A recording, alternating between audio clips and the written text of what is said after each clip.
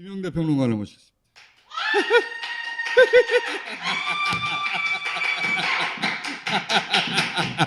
안녕하세요. 다스베이더 댓글에 미국, 유럽, 남미, 아시아 이런 데서 막 유입되고 있어요. 댓글에서. 저도 봤습니다. 예.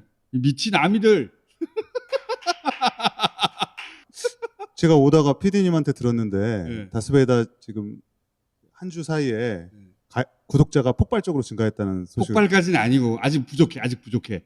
지진한호의 영어 자막을 달았어요. 진한호도 올라갈 것이고 자막이요? 자막이 예. 이 방송이 이제 오픈되면 진한호 것도 영어 자막이 올라갈 텐데 지진한호는 이제 이탈리아어가 추가돼요. 이탈리아. 가만히 있는데 뭐가 막 와. 이것도 넣어달라고. 그 저번에 말씀드린 것처럼 영어 자막이 한번 퍼지면 네. 그거가 이제 또 재번역이 돼요. 다른 나라 언어로. 제 생각엔 이제 러시아어도 곧 추가될 것 같습니다.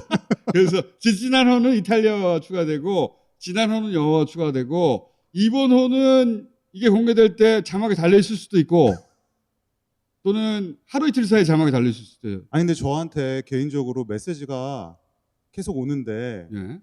저에 대해서 질문을 하는 게 아니라 예. 그 위얼드 헤어 가이 그러니까 위얼드 헤어 가이가 누구냐라는 질문이 있고 훌륭한 사람이야 얘들아. 아미. 아니 심지어는 지난 방송 그 댓글에 보니까 누가 이제 설명을 하기 시작하셨어요.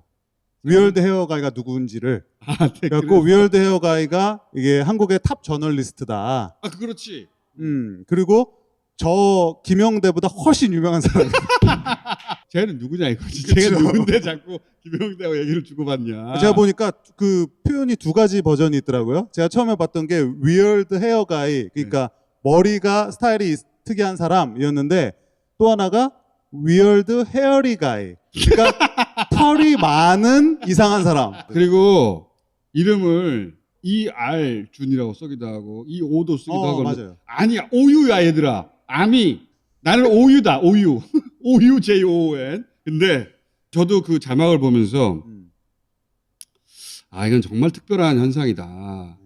경험해보지 않은 사람은 뭐. 그러니까요. 정말 특별한 현상이다라는 생각이 들어서 곰곰이 생각해 봤어요. 그러니까 뒤늦게 BTS 현상을 접한 나로서는 처음 보는 현상 신기하단 말이죠. 그래서 곰곰이 또 내가 굉장히 또 지적이잖아. 왜 이런 일이 벌어지고 있을까 곰곰이 생각해 봤어. 내 이름을 들어봐요 이제. 서바이벌 프로그램 있잖아요. 전 세계적으로 인기를 끈 오디션 프로그램 같은 그렇죠. 거. 아메리칸 아이돌 뭐. 아메리칸 아이돌 원조격에 해당되는 리얼리티 쇼라고도 불린. 저는 그게 왜 성공했냐고 생각하냐면 전 세계적으로 비슷한 유사한 프로그램들 많이 나왔죠. 네. 세상이 불공정하고 불공평하거든. 기본적으로. 그런데 이 리얼리티 쇼라는 건 내가 참여를 해서 내가 납득할 수 있는 성공의 프로세스를 보는 거예요. 오디션에 참가한 사람들은 나의 대리자들이거든. 세상이 불공정하고 불공평한 경우가 많지만 나의 대리자들이 그 무대에서 적어도 실제 세상보다는 훨씬 공정한 프로세스를 거쳐서 성공하는 그 과정을 즐기는 거거든요. 말하자면 공정과 정의를 가상 체험하는 거예요. 그러면서 위로를 얻는 거예요. 위로. 그러니까 내 응원으로 나의 대리자를 육성하는 프로그램인 거예요. 그 과정 전체가 그래서 한편의 성장 드라마야. 그렇죠. 네. 그 서사가 있어 그 안에. 실제 세상은 불공정하고 불공평한 경우가 많지만 그 무대에서는 룰들이 정해져 있고 그 룰들에 내가 또 참여할 수도 있고 납득할 수 있는 프로세스가 있단 말이죠. 그래서 그 참가자들한테 감정이입하면서 위로도 얻고 그리고 나의 대리자들이 그걸 통해 성장하는 걸 보고 기분도 좋아지고 성장 드라마, 서사가 있는. 근데 이 묘한 게 우승을 하잖아요? 서사가 끝났잖아. 우승하면서 이 서사에서 깨어나기 시작하거든요, 사람들이. 그렇죠. 그래서 실제 이런 리얼티 쇼에서 우승한 사람들이 성공하는 경우도 있긴 하나 그보다 훨씬 더 많은 경우가 사라져요. 왜냐하면 서사는 끝이 났고 그 끝에 서 있는 사람은 내가 아닌 다른 사람이라는 게 좀 허탈하기도 한 거거든. 그런데 거기에 이제 긴장과 서스펜스 또는 성장 드라마, 서사 이런 게 있기 때문에 새로운 프로그램을 또 봐. 한번 성공하면 더 이상 내가 관여할 수도 없잖아. 나하고 이제 점점 떨어져 나가죠. 그런데 BTS를 보다 보면 어떤 생각이 나냐면 BTS의 무대는 리얼리티 쇼가 아니라 리얼 라이프인 거예요. 방송국 무대가 아니라 진짜 현실 세계인 거예요. 대형 기획사로부터 혜택을 받지도 못하고 또는 기존 시스템으로부터 혜택을 받지도 못하고 자기 실력을 온전히 인정받지 못한 불공정하고 불공평한 진짜 세상을 무대로 하는 BTS가 등장한 거예요. 실제 세상 전체를 무대로 삼는 참가자가 딱 나타난 거지, 말하자면. 제가 비유해서 말하자면. 그리고 거기에 감정이입을 시작한 거예요. 자기가 발견하고 내가 응원하는 만큼 힘을 얻어서 점점점 다음 무대로 진출하고 어떤 역경을 또 이겨내고 역경을 이겨내고. 근데 리얼리티 쇼는 그 시즌이 끝나면 끝나지만 이 리얼 라이프이기 때문에 이 무대는 끝이 안 나. 왜냐면 리얼의 세계는 실제 항상 불공정하고 불공평하거든. 게다가 BTS가 자신의 가치를 입증하려고 하는 미국 무대는 더더욱 그렇고. 새로운 과제가 계속 그렇죠. 주어지죠. 새로운 과제가 등장하고. 그러니까 아미들은 이런 과제에 끊임없이 부딪히는 거예요. 존재하지 않았던 현상이 BTS와 아미가 만나서 일어나고 있는데 이걸 우리가 이전에 본 적이 없기 때문에 해석을 못하고 있었던 것이다. 이 서사는 끝이 안 나요. BTS가 설사 그래미를 받더라도 여전히 일정 정도 불공정하거나 불공평한 대우를 받을 거거든요. 그렇죠. 예? 그래서 이 아미하고 BTS는 정서적으로 이렇게 결속한 채 계속 갈 것이다. 함께 나이 들어갈 것이다. 저 해석이 어때요? 기가 막힙니다. 네. 관중이 한 분밖에 없으신 게 안타까울 지경입니다. 진짜로. 네. 댓글에서도 그런 말 많이 나오고 저한테도 그런 말씀 하시는 분이 많은데 총수가 이 BTS 현상에 대해서 이 속성 아닙니까? 사실 지금 제가 나온 출연분만으로 보자면 한 단기 속성. 단기 속성인데 네. 너무 빨리 따라잡으신 것은 물론 그렇지. 또 새로운 통찰을 오늘 같이 똑똑하니까. 아미 나 똑똑한 사람이야. 인텔리전트 하단 말 인텔리전트 알아? 구독해. 기억 들었으면. 놀라웠습니다 진짜. 네. 리얼리티 쇼 같은 요소가 있어요. 걔네는 끝나요. 실제 리얼 라이프가 아니기 때문에. 끝나고 다음 시즌에 다음 참가자를 또 열광하게 돼요. 다 가상 체험일 뿐이거든 이거는. 근데 이 BTS는 그 무대가 실제 리얼 라이프인 거야. 방송국이 꾸려준 가상의 무대가 아니라. 그러니까 이 무대는 안 끝나지. 쇼는 끝나지만 네. 삶은 계속된다. 그러니까 제가 보면서 느낀 건 아미들은 BTS가 나이가 40이 되고 50대가 돼도 계속 아미인 채로 남아있겠다. 그래서 빨리 이 자막을 만들어야 되겠다. 지금 총수님이 말씀하신 것 중에 저는 이제 하나가 빠진 부분이라고 생각하는데 왜냐고 하는 부분인데 왜? 그럼 왜냐? 그건 아주 단순하게 그들의 음악에 있어요. 그들의 음악 자체가 애초부터 뭔가를 대변했습니다. 아, 좋아. 그럼 네. 좋아. 내가 이렇게 질문해야 되겠네. 그러면 누구든지 BTS처럼 하면 BTS처럼 될 수 있었냐?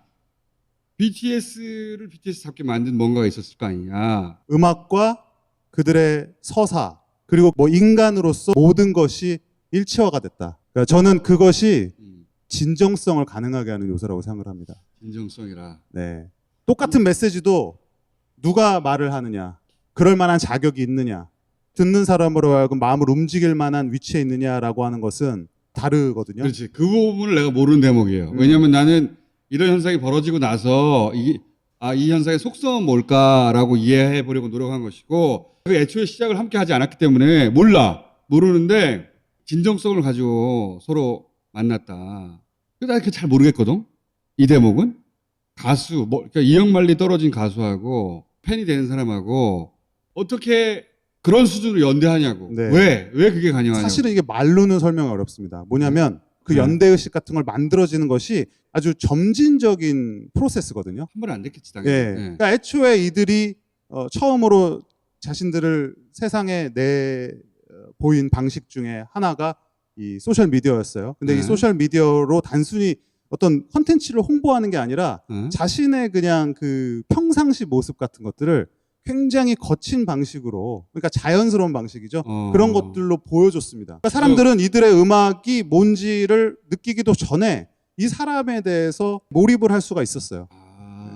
그러니까 기존의 스타들은 사람들이 받아들이길 원하는 모습으로 이렇게 포장돼서 이상화가 되어 있죠. 전달되는데 BTS는 처음부터 그냥 날 것으로 노출시켰어요. 네, 본인들을. BTS 초기 팬들은 기억을 하실 겁니다. 이 팀이 처음에 좀 독특한 리얼리티 프로그램 하나 찍습니다. 아메리카노스 라이프라는 굉장히 독특한 프로그램이었고 저도 굉장히 특이하다고 생각했어요. BTS가 처음에 스스로 힙합 그룹으로서 정체성을 갖고 있다고 선언을 한 거죠. 그러면서 데뷔 시점에 이들이 미국으로 가요.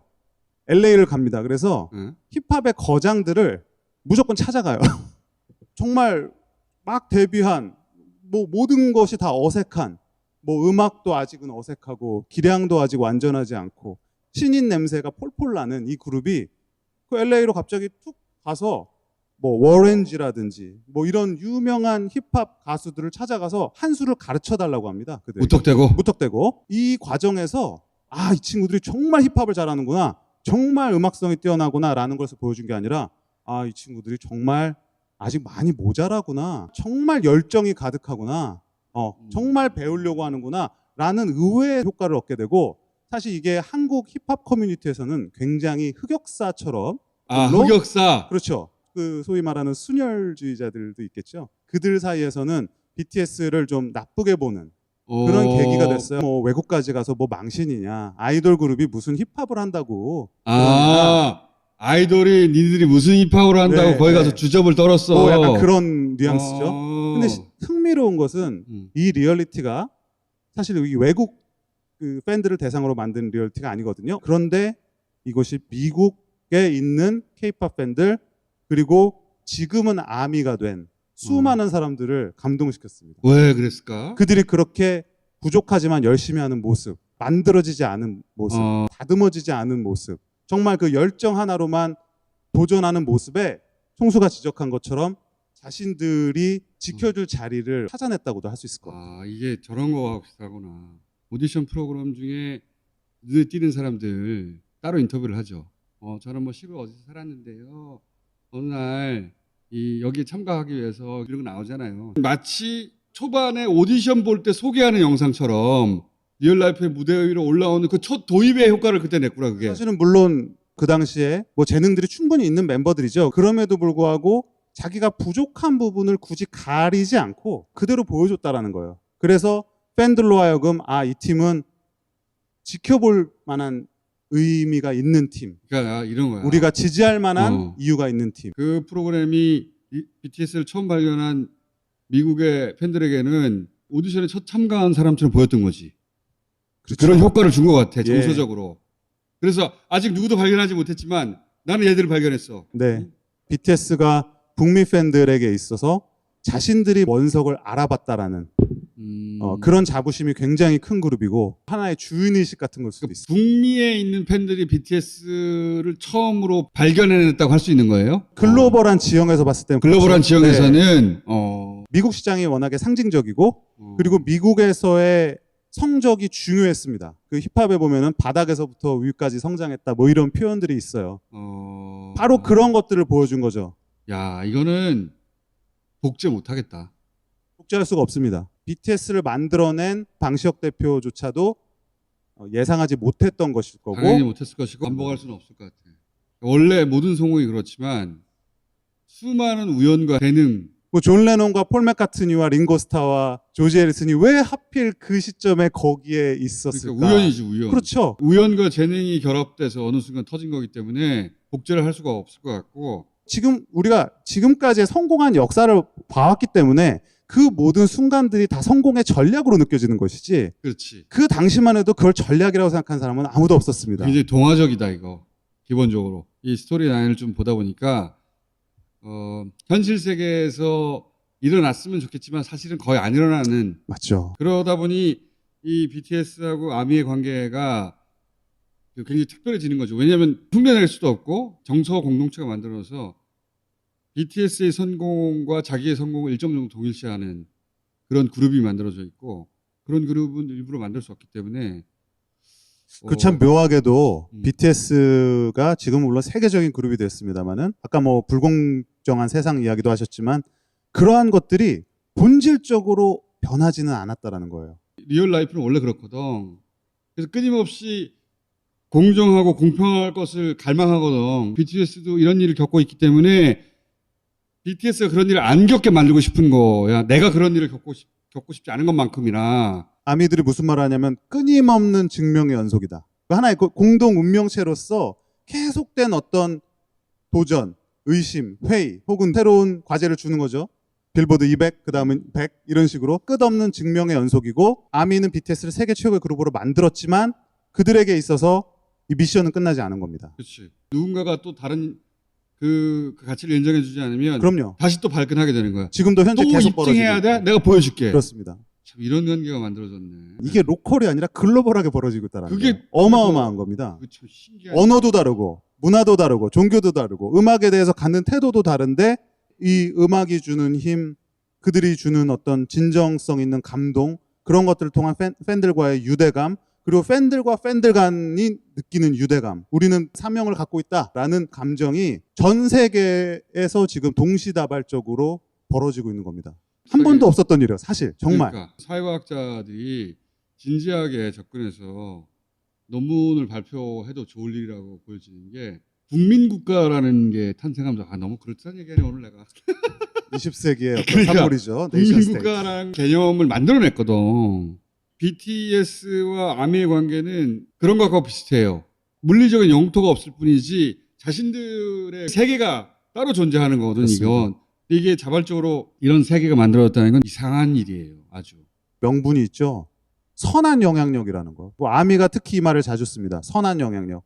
BTS의 음악이 가진 메시지가 선하고 보편적이고 세대를 위로하고 여러 다른 문화권의 사람들을 묶어내는 내용을 들려주고 있기 때문에 이 팬들 입장에서는 또 하나의 중요한 명분이 생겨요. 제가 지난주에 NPR 팟캐스트에 출연했었다고 말씀을 드렸는데 그 진행자가 굉장히 재밌는 말씀 하시더라고요. 뭐냐면 이 Life Goes On이라는 노래를 듣고 자기가 마이클 잭슨의 Heal the World를 떠올렸다는 거예요. 한국의 팝스타의 음악을 듣고서 박애주의적이고 세계 평화를 꿈꿨던 마이클 잭슨의 이미지가 딱 오버랩이 된 거예요. 그 미국인이 봤을 때 아미들이 뭉치고 이렇게 거대한 영향력을 펼칠 수 있는 또 하나의 동력이라고 하는 게 BTS가 음악이 갖고 있는 선한 영향력에 대한 그들 나름대로의 확신 때문이라고 생각을 합니다. 나는 그 음악이 왜 선한 영향력을 미치는지까지 잘 모르겠어요. 너무 많은 정말 그런 증언을 들을 그러니까 수가 거기까지 있거든요. 내가 진도가 안 나왔어. 거기까지 모르겠어 아미. 난 그건 모르겠고 아 이거 세련됐다. 가사는 잘 못 알아듣겠다. 이 정도 수준에 멈춰 있거든. 근데 어쨌든 이 관계는 대단히 독특하고 사회적인 연구가 필요할 정도로 유니크한 현상이다. 이 연구가 많이 되고 있습니다. 그래? 외국에서도 지금 많이 되고 있고 뭐 BTS에 관련한 과목이 생기기도 하고 개인적인 바람입니다. 그래미의 후보에 오른 사건에 대한 깊이 있는 뭐 통찰력 있는 그런 분석의 기사의 개수가 BTS 병역 이슈의 내용보다는 좀 많았으면 또는 좋겠어요. 주식 그런 세상을 오기 힘들 거고요. 다스베이다에 와서 외국어 영역 중에서도 가장 어려운 영역에 있는 장르에 들어와서 열심히 댓글을 달고 있더라고. 전 세계에서 그것도 여러 가지 언어로. 어떤 어느 순간에 오실 수가 있어요. 빵하고. 그러면 왜 이들이 이탈리아어까지 굳이 갈 수밖에 없는지. 좋아. 그럼 내가 음악을 하루에 한 번씩 들어볼게.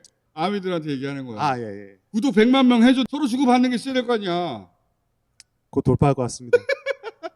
자, 그러다가 어느 순간 BTS 여기 한번 나와봐야 되는데.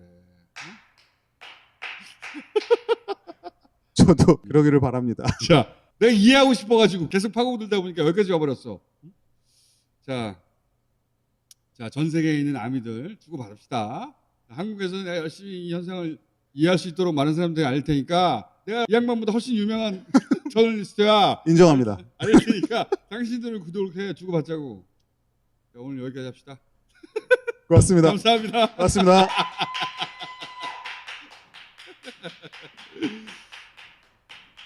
참 대단한 사람들이네.